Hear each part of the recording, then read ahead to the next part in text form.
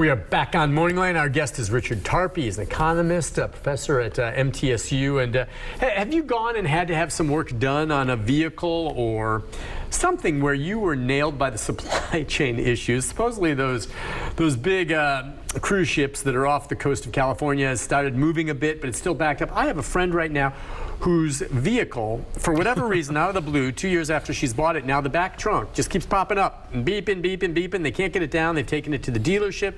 The dealership said we can't get to it until October, and we don't have the parts and all of this. I'm trying to refer to some private local mechanics I know. But she can't drive her car right now because it keeps popping up and it won't stay down and it's beeping and it blocks her rear view mirror. It's a problem. and you would think that something like that could be corrected. And the dealership, it's not like they won't help. It's just that they're backed up and they don't have the parts. Parts are still a problem. Parts are still a problem. Even for, and this is going to hit the travel industry soon, but airlines are having trouble getting parts for engines. So I don't want to hear that. Yep, I'm afraid it's that's true. The thing. I was just thinking about that. At what point, they don't have, there are guidelines where they can't fly when something is not right. But so the airlines cannot get parts for engines. So these big commercial airlines at some point may have to start, parking some of their planes until those parts come in to upgrade them. Well, there's some cushion right now because airlines have canceled so many of their routes anyway, or just because of low staffing. Yeah. Right? So they've got some cushion with planes that haven't been used anyway, but there's going to be a point, planes fly every day, every day, every day. There's going to be a point where more and more planes are going to be sidelined because they're waiting on parts to be repaired or to be maintained. You don't just wait for a part to break in the airlines, not like a car. No. You've got to replace them before they break, otherwise you have a problem in the air. Sure. So I don't know when it is down the road, but there's going to be a point where if they can't get the parts, more and more planes are going to be sidelined, and it's going to impact travel. Like I said, I did some traveling this past week, and it went fine, but it was a few weeks ago. I think it was Delta and some of the other airlines where there were just massive cancellations all across. And at first they were saying, well, it may have been a weather thing. And then they said, well, weather maybe played a part, but it was staffing, as you said. So now we know with the travel industry, right, a lot of pilots, the senior ones, retired, I think, coming out. That's part of it. Now, I would think a pilot job, I had a lot of friends growing up, and that was their dream to be pilots, and you go through it. And to be a commercial airline pilot, I think is a cool gig. Yep. But there just wasn't the replacement pipeline there in place yet. I mean, I don't think they're having trouble finding people interested in being commercial airline pilots. They just can't keep up with it? What? Well, to be a pilot is a long process. Sure. MTSU puts out a lot of pilots with their aerospace program. But once you get certified as a pilot, you can't just go fly a 737. No, you start have small to have 1,000 hours of flight time. Well, flight time's not cheap. Right, so people put a lot of money, invest a lot of money into their careers of being a pilot. You have to have a lot of money to start with. Yeah. You can take loans and all that for your education, but that brings up a whole nother situation that we could talk about. But it takes quite a while to be a certified pilot with enough experience that you can go fly a 737. Yeah. Now, in the past, the 80s were great. I worked in the airlines in the 80s because a lot of pilots were retired Vietnam War veterans who were Air Force and became pilots. There was a great supply of pilots. We haven't really had that recently. We've had wars since then. People retire and end up being pilots in the commercial level, but the pilot pipeline just wasn't what it was back then. So we had this in the 90s. There weren't a lot of pilots coming out. So when we hit the late 2000s, when pilots started retiring, and then the pandemic, of course, a lot of pilots were furloughed because there were no flights going on. A lot of those pilots just said, okay, well, I'm done. I'm 50 or whatever the case may be. And then, of course, you have to remember there's a mandatory retirement age for pilots. I don't know what it is. I know the government had just talked about raising that. It was like 65 or something. You can't work past that age, and you're done automatically. I believe the government was trying to raise that. I haven't really kept in tune with that. So that's kind of forcing people out of the market, where other industries, people could work to their 70, whatever the case may be. Pilots, not so much so. And it's not just pilots, though, too, right? In some of the travel industry, especially airplanes, I mean, you've got all the ground crews.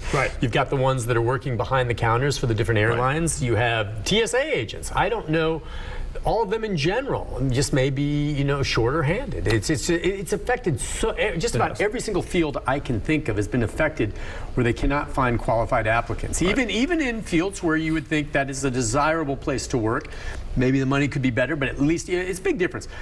It's always been for me. I've always been willing to work for a little bit less if I like what I'm doing. If I don't like what I'm doing, you're going to have to pay me to get me to do it more.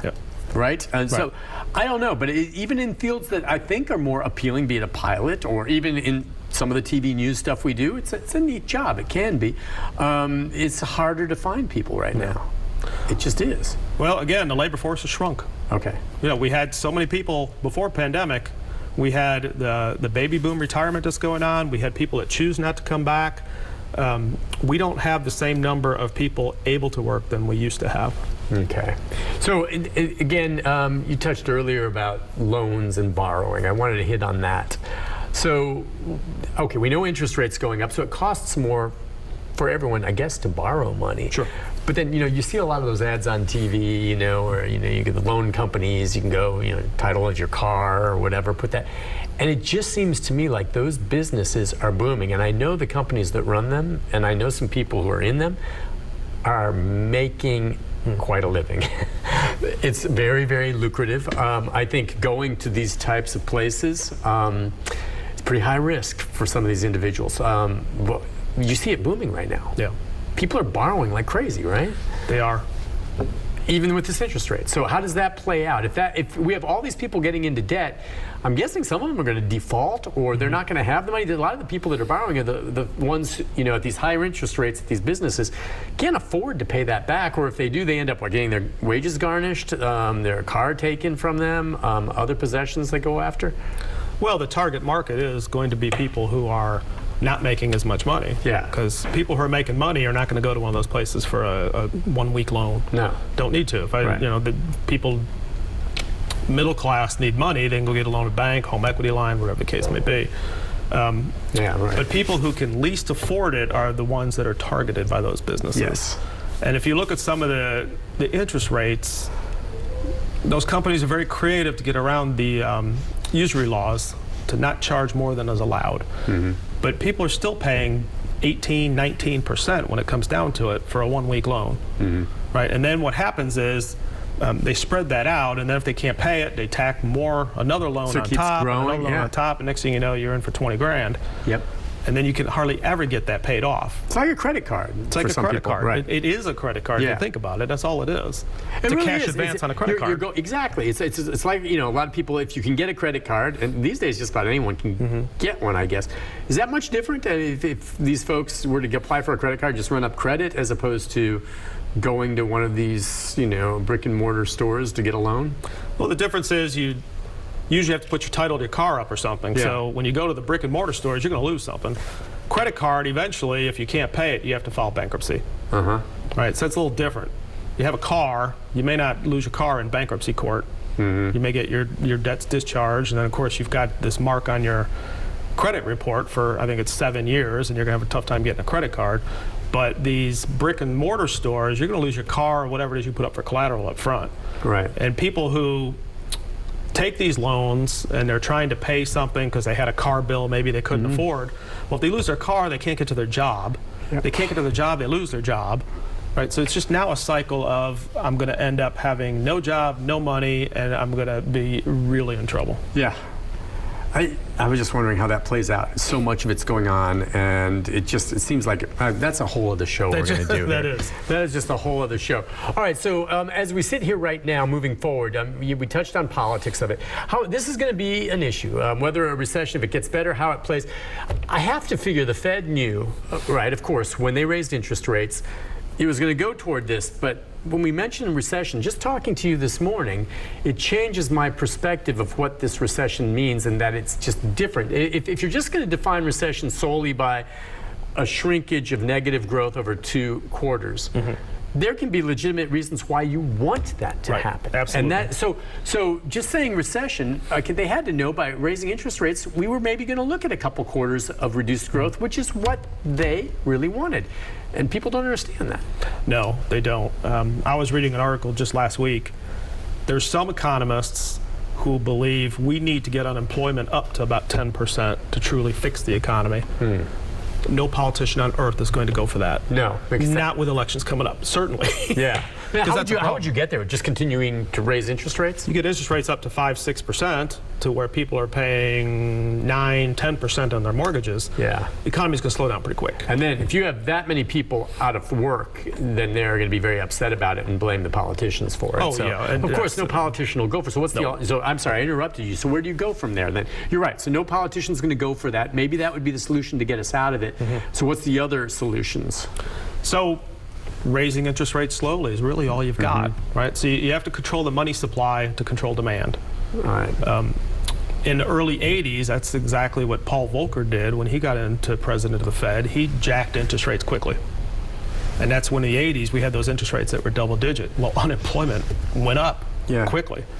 So they're not going to do that. So now the only tool they really have is let's raise interest rates slowly, see what happens, raise interest rates, see what happens, and hopefully they can pull back in time before unemployment starts spiking.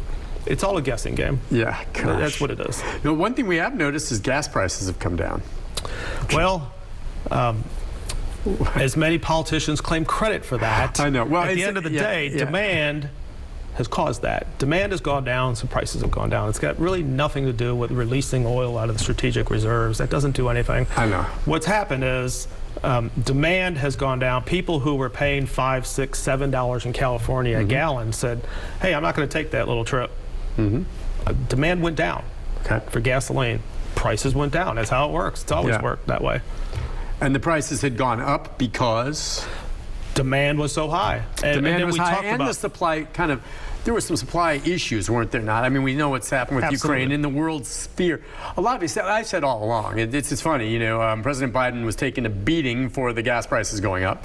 Well, then he should get a pat on the back for them going down. But the truth is, he shouldn't have taken a beating or get a pat on the back because he's responsible for neither of it. But everyone tries to make it, you see all these political ads, well, look at gas prices, Joe Biden. That's crap. And it would be the same thing under President Trump. Oh, look at the gas. No. They had nothing to do with it, but they politicize it. With the exception of, so the Democrats have been very non-favorable to fossil fuels, as we know. So, you know, we've got a potential pipeline that could have helped, could have provided more supply, right?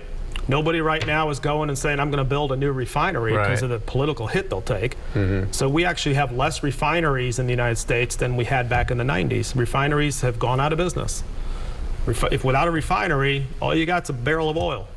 Oil's got to be turned into gasoline for us to be able to use it. Right. And we have less refinery capacity than we had 10, 15 years ago. And the reason for that is that we'd like to try to find a way to become less dependent on oil. And, you know, as more and more people are buying hybrids, right? Right. All right, we'll take a break on that note. When we come back, our final segment with our guest right after this.